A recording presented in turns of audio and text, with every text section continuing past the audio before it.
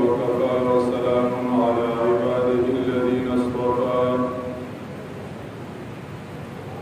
خصوصا على سيد الرسل وخاتم الأنبياء وعلى آله وأصحابه الأتقياء الذين هم خير الخلائق بعد الأنبياء. أما بعد فأعوذ بالله من الشيطان الرجيم. بسم الله الرحمن الرحيم. إنما يعمر مساجد الله من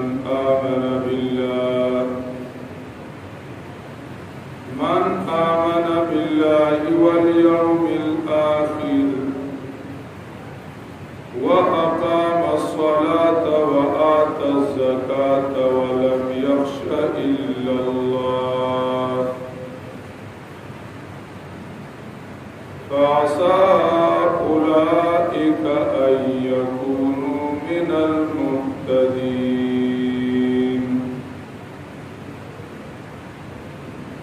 وقال النبي صلى الله تعالى عليه وسلم أحب بقاع الأرض إلى الله مساجدها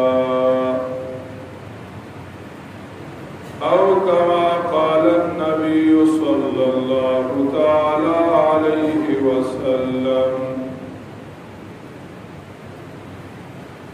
گرام عزتمند و حاضرین و مسلمانانو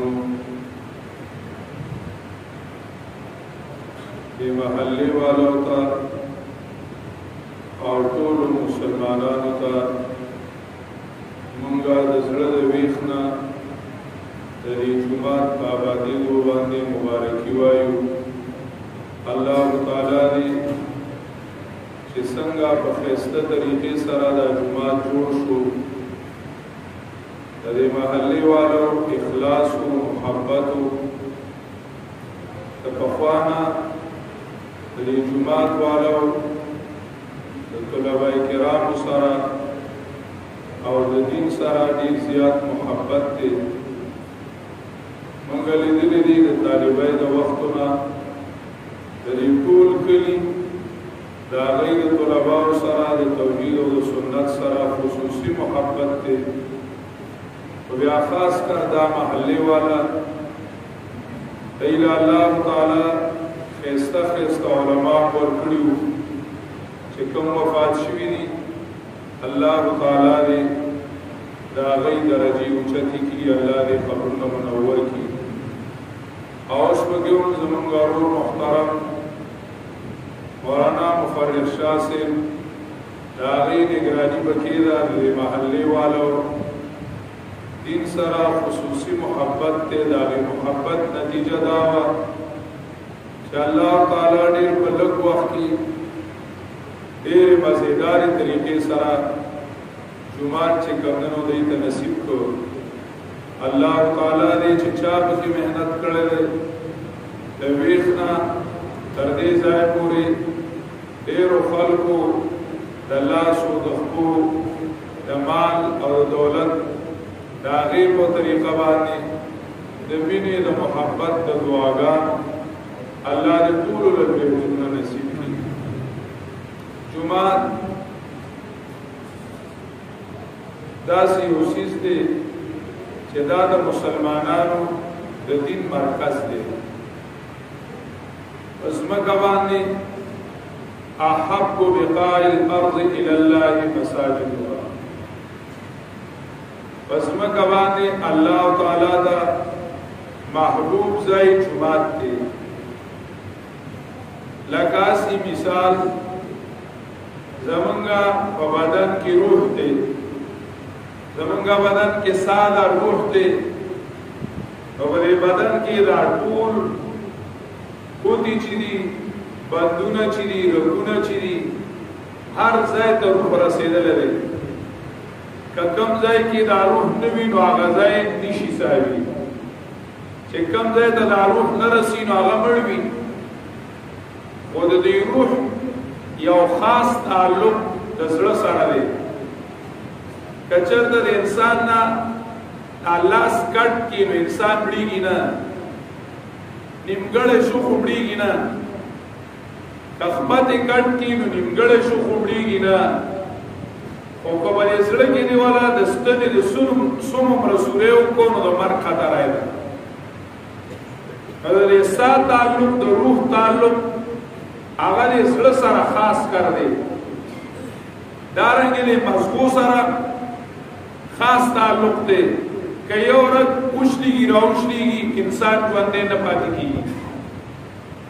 دغه شان دي د دې ځمکې ذرې ذرې سره د الله د تدبیر او د الله د حکم تعلق دی د الله د تدبیر د الله د علم ما تسقط من ورقة إلا يعلمها ولا حبة في ظلمات الأرض ولا رطب ولا يابس إلا في كتاب مبين دې ذرې ذرې سره د الله د علم د الله د تصرف د الله د قدرت د الله د رحمت تعلق دی خو چې کوم تعلق د الله د بیت الله سره دی نو د بل ځای سره نه دی که په دې بیت الله معمولي غونډه کې بد نظر ولګي ټول خلک راوچتېږي خیر خو دې خیر دی ولې او بیا کوم تعلق چې د نورو جماعتونو سره دی هغه د الله تعالی زموږ کورونو سره نه دی دې ته خاص تعلق ویل کېږي لکه څنګه چې بیت الله سره خاص تعلق دی زمونږ دې جماعتونو سره خاص تعلق دی د الله ټول ځمکې ذرې سره دی خو دې جماعتونو سره د الله تعالی د محبت تعلق دی د دې وجه نه د جماعت په باره کې الله تعالی فرمایي چې اذن الله ان ترفع د جماعت په باره کې الله تعالی فرمایلی دی حکم یې کړی دی چې دې ښایسته آباد کړي ان ترفع ان تبنا د آبادۍ نه وروستو الله تعالی حکم فرمایلی دی ان ترفع ان تمجد چې د دې جوماتونو دې تعظیم وکړی شي احترام وکړی شي دا جومات دې موږ او تاسو کدی کې قالین نه وي او کدی کې دا ماربل وغیره نه وي نو موږ پیزار سره نه راځو هغه ځای وباسو دا قالین زموږ په دیرو کې خور وي سره د پیزاره پکې خلک ګرځي دا ماربل په دیرو کې لګېدلې وي په کورونو کې لګېدلې وي واړه پې دغه شاتې ګرځي د دې ځای یو خپل احترام دی د دې خپل ادب دی الله تعالی وایي چې د دې ادب وکړی شي او دا جوماتونه د الله دي نو ان یذکر فیها اسمه په دې کې د الله تعالی نوم اخیستل کېږي د الله تعالی د کتاب درس پکې کولی شي ويسبح له فيها بالغدو والآصال او په جوماتونو کې د الله توحید بیانول شي د الله رب العزت د دې ځای نه د الله نوم خورېږي د دې ځای نه د الله کتاب خورېږي د دې ځای نه د الله تعالی دین خورېږي د دې ځای نه د الله تعالی د نبی سنت خورېږي د نبی علیه الصلاة والسلام راوړل شوی دین د دې ځای نه د هغې پرچار کېږي لکه څنګه چې بیت الله شریف د سالم کائنات زړه دی د سالم کائنات زړه دی دارنګې زموږ د محلو او زموږ د کلو زړو هغه جوماتونه دي هغه جوماتونه دي دا زموږ او ستاسو لپاره د زړه حیثیت لري د زړه نه رګونه تللي وي اندامونو ته د دې نه موږ ته چینې را روانې دي د دې وجې نه قرآن کریم پابندي لګولې ده چې مشرک په جومات نه جوړوي مشرک د الله دشمن دی د الله رب العزت بدی شي مشرک ګنده دی او او جمعات د پاکو ځای دی، جمعات د توحید مرکز دی. الله تعالی وی ما کان للمشرکین ان یامروا مساجد الله. ځکه چې جمعات په نوم د چا دی؟ د الله دی. او مشرک به پکې شرک خور کی، د توحید په ځای به څه خور شي؟ شرک خور شي. او جمعات د الله دی، د دې ځای نه به الله خورېږي، غیر الله به نه خورېږي. د دې وجه نه الله رب العزت فرمایلی دي ان المساجد لله فلا تدعوا، ان المساجد لله فلا تدعوا مع الله احدا. جمعتونه د الله دي، نو پدې کې بعد الله نه علاوه بل څوک نه وي. دې کې بعد الله تعالی د توحید आवाज وي، بل چا تبادی کی الہ نشی ویلے. دا اللہ تعالی مرکز دے، دی کے بعد اللہ حکومت وی، دی کی دا غیر حکومت رات لنشی. اور مسلمانانو دا دین آبیاری، دا سڑو آبیاری چی دانوا دا دی جماعت نکیگی. جماعت دا علم او دا عمل مرکز دے، دا علم او دا عمل مرکز دے. د دې وجه نه مؤمنانو شان الله ذکر کړی دی چې مؤمنان به جمعات آبادوي، مؤمن به جمعات آبادوي. دا ټکي چې وایي چې جمعات به هغه څوک آبادوي چې الله مني او آخرت مني. مطلب دا دی چې جمعات آبادول دا د مالدارو کار نه دی، د ایماندارو کار دی. جمعات به ایماندار آبادوي. ډیر مالداري هغه ایمان په جمعات لګي، ډیر مالداري په ډیرو باندې، په کورونو باندې، په لارو په کوڅو باندې هغه مال لګي، په جمعات کې 10 روپۍ لا نه لګي. او ډیر غریبانان وي، هغه به چرګه خرڅ کی او یې موږ له پیسې په جمعات کې ورکړي. چرګه خرڅ کی وې دا پیسې په جمعات کې ولګوي. هغه شوقي چې زما یو 2 روپۍ د الله په دې کور کې ولګېدلې، د الله په دې کور کې ولګېدلې. نبی علیہ الصلوۃ والسلام فرمایلی دي من بنا لله مسجدا كمفقس طير بنى الله له بيتا في الجنه. چاچی جمعات جوړ کو او د مرغۍ د جال پر جوړ د مرغۍ د جال په جمعات کې خپم نه راځي. د دې جمعات څه مطلب شو؟ ځینې عالمان ذکر کوي وایي چې لکه وړوکی جمعات مطلب دی چې وړوکی جوړ کی خو چې جوړ کی. ویسا شیخ صاحب دی الله غریق رحمت کی، هغه و فرمایله وایي د حدیث مطلب دا دی چې جمعات کې د جال مرزای جوړ کی، چې جمعات کې د جال مرزای سکی جوړ کی. یعنی دومره په اخلاص دومره خدمت وکي لکه د جال عمره د یوې خفتې عمره خدمت پکې سکی وکي. د الله د کور سره محبت ولرو او دې ځای سره د چا محبت و؟ د الله تعالی مینه ورسره.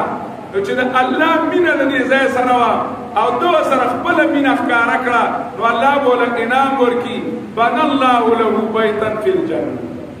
الله تعالی به له جنت کې ځای جوړ کړي، جنت کې به ځای جوړ کړي. جمعات د دې سره تعلق د مسلمانانو اهم ضرورت دی. جمعات او مدرسه بد ښکاره کول موږ ته دا د انګریز میشن دی، د انګریز میشن دی چې موږ د جمعات کې ټیم تیرول ګران کړي، هغه موږ ته ګران کړي. او بهر کې ناستل، دکان کې، چنا کې، بیٹک کې، فیسبوک ته، پروګرام ته، دمانو ته، هغې ته ناسته موږ ته اسانه، هغې ته ناسته اسانه. او جمعات کې ناسته هغه موږ ته ګرانه کړي. نبی علیہ السلام یو حدیث مبارک دی چې هغې کې الله تعالی هغه خلق نبی علیہ السلام خلق ذکر کړی دی چې د قیامت په ورځ به د عرش د سوري نه لاندې وي، د عرش د سوري نه لاندې وي. نو نبی علیہ السلام فرمایي یو پکې هغه سړی دی رجل قلبه معلق بالمسجد، هغه سړی چې د هغه زړه په جومات پورې تړلی و، زړه په جومات پورې تړلی شوی و، یعنی د جومات نه اوزي په دې اراده چې بیا ورته راځم، لکه اوزي په دې اراده چې بیا ورته راځم، په دې اراده د جومات ته اوزي. نو الله نبی علیہ السلام فرمایي چې دا سړی به د قیامت پر ورځ د الله د عرش د سوري د لاندې جومات سره محبت ساتل، دا د الله سره محبت ساتل دي. جومات کې کېناستل د دې معتکف اعتکاف کې چې ناست دي د اجر ډېر زیات دی. دا مونږ چې ورته چیله کېدل وایو که نه، چې جومات کې څه شي چیله شي، روژه کې چې چیله کېږي نو اعتکاف ډېر اجر دی. ولې؟ ځکه دی راغی او د الله په کور کې الله ته دیره شوي په درشل د پروت یم چې سورې د مابه اعلان نه دی کړی په زمانه لس ورځې ورته پروت دي که نه. نو حدیث کې راځي چې د وړوکي اختر په شپه اعلان کېږي روژهدارو ته چې زه یې معاف شوئ، زه یې څه شوئ؟ معاف شوئ. نو دی وایي چې سورې الله اعلان نه دی کړی پاسم نه، نو چې اعلان نه شي نو بستره راوالي وي زما مقصد پوره شو روان شي. دا معتکف د الله ډېر خوښ دی. ولې چېرته دیره دی؟ د الله په کور کې څه دی؟ دیره دی. دې ته الله تعالی خپل کورونه ویلي دي. خپل کورونه په نور څه غرض نه دي، خو دې کې د الله ویلی کېږي. د چا؟ د الله ویلی کېږي. په دې کې د دې وجې نه چې جومات کې قرآن بندوي او جومات کې توحید بندوي، هغه ته الله په ظالمانو کې د ټولو نه لوی ظالم ویلي دي. د ټولو نه لوی ظالم هغه چاته وایي چې د الله جومات د کور د الله لکه د یو سړي خپله سي ډېره وي او بل سړی راشي ورته وایي چې دې ډېره کې به نه کېږي او دې ډېره کې به چې کمدنو مېلمنو له ډوډۍ نه ورکوي، هغه ورته وایي پاسه ته پوه شوې ډېره زما د حکم را باندې ته پخوئ، دا پرې خفه کېږي،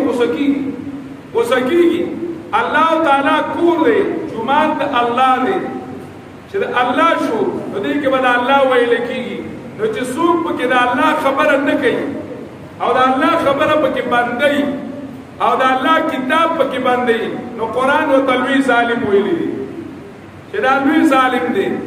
د دې وجې د جومات آبادۍ سره سره د جومات اعمالو ته فکر پکار دی.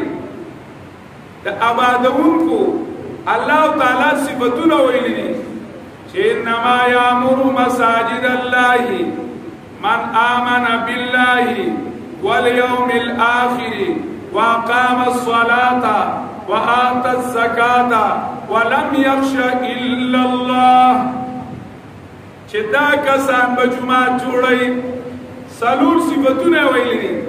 د دې ویلو یو مطلب دا دی چې جومات جوړونکي کې دا پکار دي چې هغه ایماندار وي، په الله ایمان وي او په آخرت. چې دا ایمان یې نه وي، جومات ته پیسې ورکول اسان کار دی. توبې ته وباسه، نن سبا د چا نه روپۍ سیوا کېږي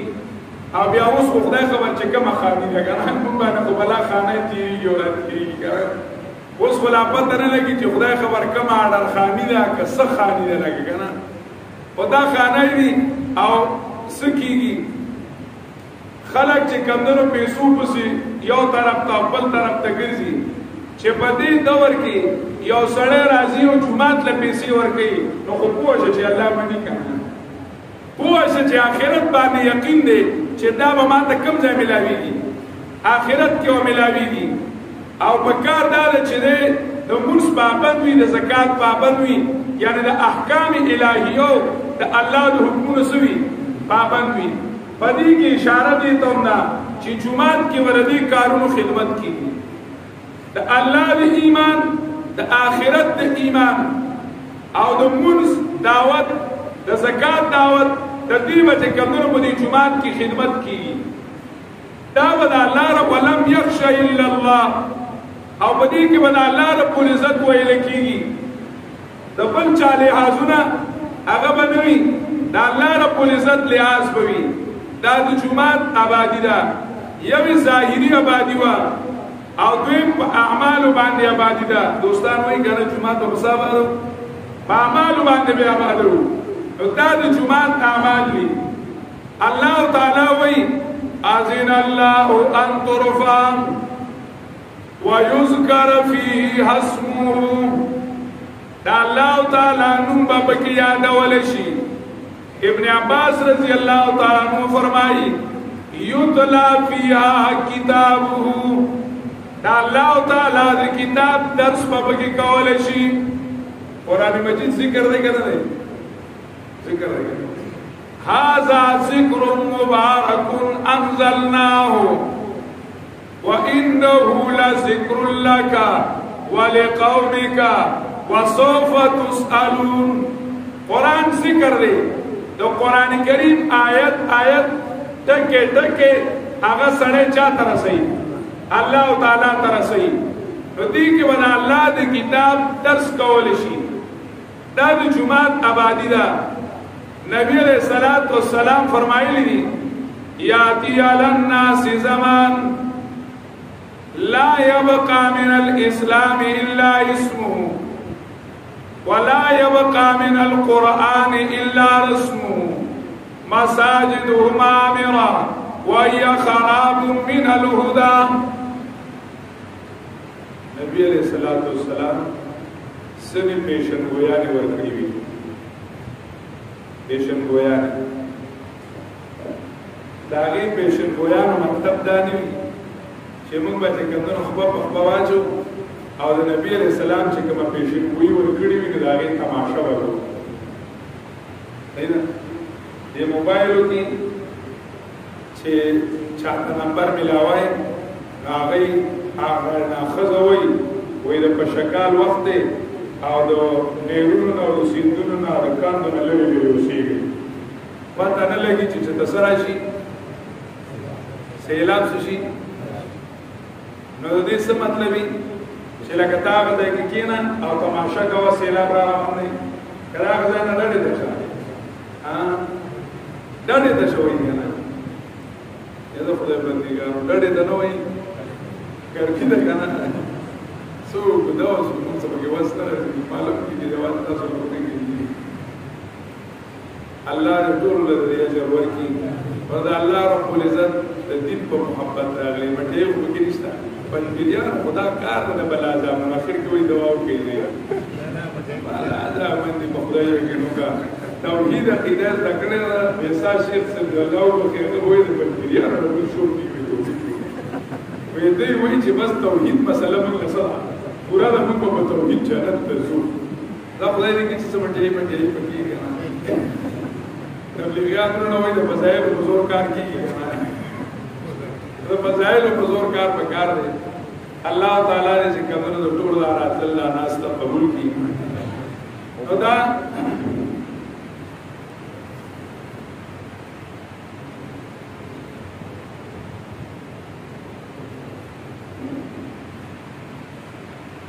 دا الله تعالی یذکر فیه اسمه چې ولې کې دا الله رب العزت نوم یاد کړی شي نو نبی علیہ السلام چې کومه پیشن گویانه ورکړي دي دا غي مطلب ماوي دا نه دی چې ګینه نو موږ باغ پیشن گویانه تکینو تماشا وکړو مطلب د نبی علیہ السلام داوی چې اسنه پتا سودا سودا ورشي نو خپل عمل کوي ځان سموي چې دغه در باندې را اگر نبی علیہ السلام وی چې داسې دور په دې خلکو راځي چې اسلام به تشنومي قرآن به تش رواجي او جمعات به تش آبادي نو موږ به څه کوو چې موږ وایو چې د نبی علیہ السلام دا خبره رښتیا شي چې زموږ د اسلام تشنومي دا قرآن تش رواجي جمعات تش آبادي او نور پرېږده چې د نبی علیہ السلام دا خبره رښتیا شي موږ به دې ته ناست شو مطلب د نبی علیہ السلام دا چې اسلام تشنوم نشي بلکہ اسلام کردار دے اسلام عمل لے اسلام قانون دے دا چې کمدنو په ژوند کې راولي قرآن تش تلاوت نه دی قرآن تش درس نه دی بلکې قرآن کریم چې دی نو دا نوم دی د عمل نوم دی د قانون نوم دی د کردار پکار دار چې د اخلاقو نه راشي پکار دار چې د عمل نه راشي او جمعات نوم دی د یو تحریک جمعات چې دی دا نوم دی یو تحریک د نبی علیہ الصلوۃ والسلام د جمعات تذکرہ چوشي د نبی علیہ السلام د جمعات تذکرہ اسی یو مثال وایو با تاسو خدا لیکلی کیږي نه خو چې بهر کلو علاقه کې د پنځپیر د مدرسې تذکرہ وشي د پنځپیر د مدرسې تذکرہ وشي نو آبادی ذهن ترازی کنه یو تحریک مخې راځي وایي کنه داغه مخې ته دا نه راځي چې ګینه داغه یو غټه آبادی دا یو دا چلې او پای کې دای او دی غاړه ته چمنونه دی دی غاړه ته پالنګي دی او دی غاړه ته دالي دا مخې نه راځي بلکې داغه مخې راشي چې شرکیات بدعات تیاری وي الله تعالی چې کمندنو د دې مهنت سره تیاری سکړي خط پکړي یو تحریک مخې راځي د جمعات مقصد تحریک دی مساجدهم عامره وهي خراب من الهدى نبی علیہ الصلوۃ والسلام فرمایي چې جمعات بداسي نوي چې صرف آباد وي او داږي کې تحریک نوي نه جمعات کې د هدایت تحریک چلیږي د هدایت आवाज بوي د قران کریم आवाज بوي د نبی علیہ الصلوۃ والسلام د سنت आवाज بوي د نبی علیہ الصلوۃ والسلام د مقابل رد بوي د شرکیات رد بوي چې توحید الله وي نو الله تعالی وي يسبح له فيها بالغدو والآصال دا الله تعالی پاکی به بیانېږي دا الله تعالی یووالی دا الله قدرتونه دا الله رب العزت حکومت هغه ارسوک مانی خو د غیر نه جدا کینا د غیر نه جدا کینا نیک اعمال نیک تارسوک نیک وای خو بدو تبد ویل ګران دي صحیح راغلی بدو تبد ویل سړي ګران دي الله تعالی وای يسبح له فيها بالغدو والآصال پاکی با بیان اول شی بدے کی پاکی با بیان دا اللہ تعالی بدے کی سباو بیگا سارو ماخام دا اللہ توحید با بیان رد شرک با کئی سوک بے کئی رجال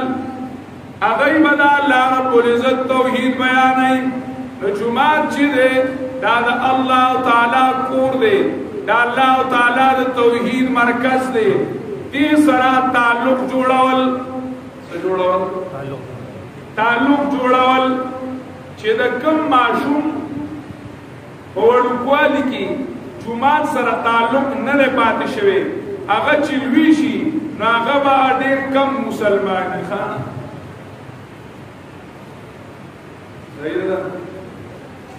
چې د کم هلک جماعت سره تعلق نه پاتې شوی هغه چې کمدنو ډېر کم مسلمان پاتې کېدلی شي چې جماعت سره تعلق دینی مرکز سره تعلق د دین خدمت سره تعلق نو د دنیا کې به د دین رنگ راځي په دنیا کې به د دین رنگ راځي موږ لا چې کمدنو جماعتونو سره مینا کول تعلق جوړول دا چې کمدنو ضروری دي دا الله تعالی په فضل او کرم الحمدلله دې کلی جماعتونه په اعمال او په درسونو په توحید آباد دي الله تعالی دې همیشه د بار آباد ساتي دا جماعت لکه چې څنګه مخکې آبادو آینده دې الله تعالی همیشه د بار آباد ساتي واخر دعوانا الحمدلله